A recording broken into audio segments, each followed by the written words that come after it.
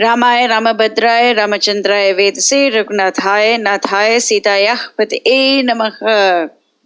Ayodhya chapter number 78, The Plotter's Reward. So far we have seen Bharata and Shatrughna conduct the funeral rites of King Dashratha, and we are introduced to Shatrughna in a particular way in the previous chapter, and that he is a reflection of Bharata in the fact that he too grieves the separation from Rama and the death of King Dashratha. In this chapter, we are going to see a stronger, definitive tone of Shatrughna. Who is he? Why is his name Shatrughna? We're going to see that in a greater detail in this particular chapter. Of course, Shatrughna really shines only in Uttarakhand, where he kills Lavanasura and he becomes the king of Lavanasura city called Madhupura. And we are going to see him in a wonderful capacity in Uttarakhand. But this is a very pivotal chapter for us to understand who Shatrughna is. By now it is understood that everyone returned to the royal palace after the funeral obsequies of Dashratha had come to an end. And the verse 1 begins.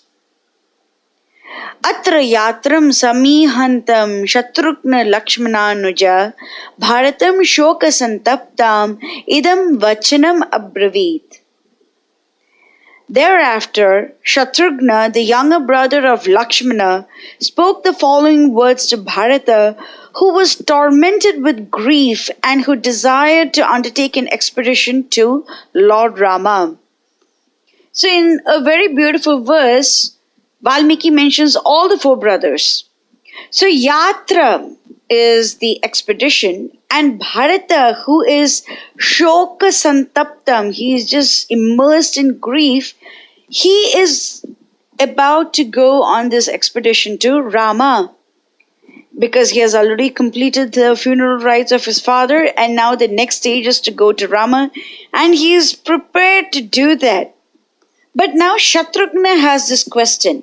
How did Lakshmana not oppose the exile of Rama? That is why Valmiki calls Shatrughna as Lakshmananuja, the one who is the younger brother of Lakshman. Because we saw in the earlier chapters of Ayodhya that Lakshmana too questioned why Rama had to go to the forest. Lakshmana did do that. Of course, when Rama has completely decided to go to the forest, he wastes not even a single second to tell Rama that he too is following him. So that was not the point of concern at all. It is, why should Rama suffer? It doesn't make any sense. Sita, on the other hand, did not talk about that at all. And we have already discussed that in the previous chapters. Mother Sita never asked Rama to stay back in Ayodhya. All she did was, if Rama is going to the forest, she too is going to follow him. That is it. But Lakshmana questions why Rama has to go to the forest. Kaushalya questions why Rama has to go to the forest as well. Sita doesn't. So she's on a slightly different scale. But Lakshmana does. And now, Shatrughna is called as Lakshmananuja. And that he also questions why Rama had to go to the forest. Why didn't Lakshmana do anything to stop Rama from going to the forest? So it's a very beautiful verse wherein Valmiki gives us an indication as to what that speaker is going to say by just describing him in two words. Or one word. And it shows the level of bhakti that Valmiki has, or else it is impossible to write this way. Verse 2. Gatiryah sarva bhutanam dukkhe kim punaratmanaha sa Rama sattva sampanna striya pravrajita vanam. O brother mine, all beings naturally turn to Rama for shelter and support when grief assails them. It goes without saying that we too have a claim on his kindness. I wonder most why Rama, of immeasurable might and the sole refuge of the oppressed and the miserable, allowed himself to be driven to the forest by a woman. Let's examine this to a greater detail. Rama is called as Sattva Sampanna. Sattva Guna, Rajo Guna and Tamo Guna are three modes of material nature. However, there is another Sattva Guna called the Vishuddha Sattva. In the Srimad Bhagavatam, Canto 4, Chapter 30, verse 24, that is SP 430.24, the purport says, in the previous verse, it has been said that the Lord accepts three kinds of bodies, Vishnu, Brahma, and Shiva, for the purposes of creating, maintaining, and annihilating the cosmic manifestation. The three predominating deities of the material universe, Brahma, Vishnu, and Shiva, are called as Guna avatars. There are many kinds of incarnations of the Supreme Personality of Godhead, and the first incarnations within this material world are Brahma, Vishnu, and Maheshwara. Out of these three, Lord Brahma and Lord Shiva accept material bodies, but Lord Vishnu does not accept a material body. Lord Vishnu is therefore known as Vishuddha Sattva.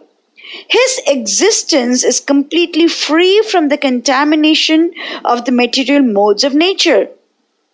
One should therefore not think that Lord Vishnu is in the same category with Lord Brahma and Shiva. The Shastras forbid us to think in this way. In the purport of Srimad Bhagavatam 6.4.26, it is also revealed that Vishuddha Sattva is also known as Vasudeva Sattva, in which the personality of Godhead is revealed. The purport of Srimad Bhagavatam, Canto 8, Chapter 5, verse 29 says, Sattvam Vishuddham Vasudeva Shabditam, SB 4.3.23. In this material world, the three modes of material nature, goodness, passion, and ignorance prevail.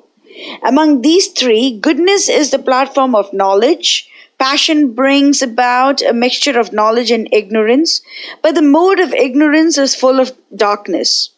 Therefore, the Supreme Personality of Godhead is beyond darkness and passion. He is on the platform where goodness or knowledge is not disturbed by passion and ignorance. This is called the Vasudeva platform. It is on this platform of Vasudeva that Vasudeva or Krishna can appear. Thus, Krishna appeared on this planet as the son of King Vasudeva. Because the Lord is situated beyond the three modes of material nature, he is unseen by those who are dominated by these three modes. One must therefore become dhira or undisturbed by the modes of material nature. In Bhagavad Gita 2.45, Lord Krishna says, Traigunya Vishya Veda Nistraigunya Bhavarjuna Nirdvandvo Nitya Sattvosto Niryoga Kshema Atmavan. The Vedas mainly deal with the subject of the three modes of material nature. Rise above these modes, O Arjuna. Be transcendental to all of them. Be free from all dualities and from all anxieties for gain and safety, and be established in the self. So, when Krishna is asking Arjuna to be transcendental, to rise above the three modes of material nature, how can he himself be part of the three modes of material nature? He is not. He can never be conditioned that way. So, the Sattva Guna that is mentioned over here by Shatrughna with respect to Lord Rama is Vishuddha Sattva or Vasudeva Sattva. And Shatrughna is saying that Rama is already above the three modes of material nature. There is no blemish in his conduct. So this also means that he is excellent in all qualities. He is the perfection of all qualities. So that means that he is even-minded, he is immeasurably powerful, and he is the sole refuge for all living entities. So the next way in which Shatrughna addresses Rama is Gate Sarva Bhutanam, the one who is the sole refuge of all the worlds, all living entities in all the worlds. That is Rama. So Rama is Gatir Sarva Bhutanam, Rama is Sattva Sampanna. And then he says one more thing. Shatrughna says that Rama, who is the sole refuge of all the beings, is extremely kind to us. Kim punar atmana. He is very kind to us. And therefore, we have that claim to seek our solace in him. We do have a right to ask Rama to take care of us. And Shatrughna is next surprised that because of his tree or a woman, he went off into the forest. It doesn't make sense to him. Why would Rama have to go off to the forest? Why should he take the shelter of a forest when he is the shelter of all? This doesn't make sense to him. Verse 3. Balavan Virya Sampanno Lakshmano Nama Yo Api Asau Kimna Mocheti Rama Kritva Sma Pitra Nigraham. But what has become of Lakshmana, who prides himself upon his strength and valor? What does he fear? He knew right well that Dasharatha perpetrated a foul injustice. What prevented him from quietly ignoring the old king and preventing Rama from being banished to the woods? To Shatrughna, this was the most interesting point, that Lakshmana did not prevent Rama from going to the woods. That Lakshmana did not restrain King Dasharatha and thereby prevent Rama's exile. This was the most astonishing thing to Shatrughna. Verse 4. Purvam eva tu nigrahya samavikshya naya anayu utpatham ya samarudho narya rajya vasham gatha.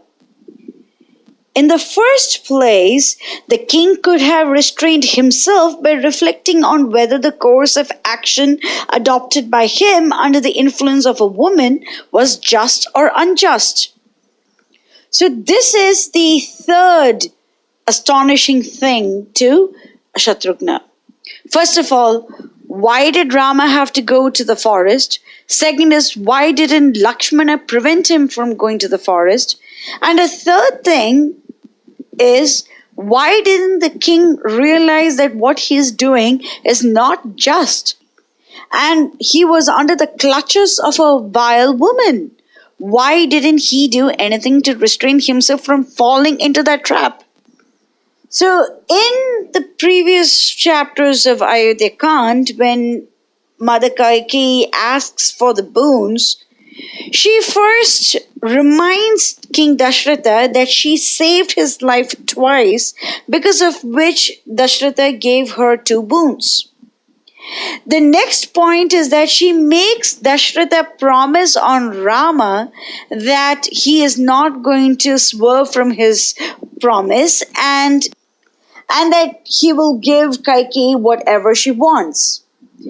But then Kaikeyi was not satisfied with even that.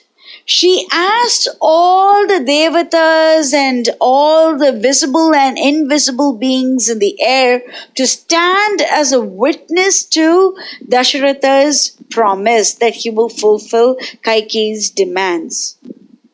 So in front of all of them, she makes him promise, which Dasharatha does.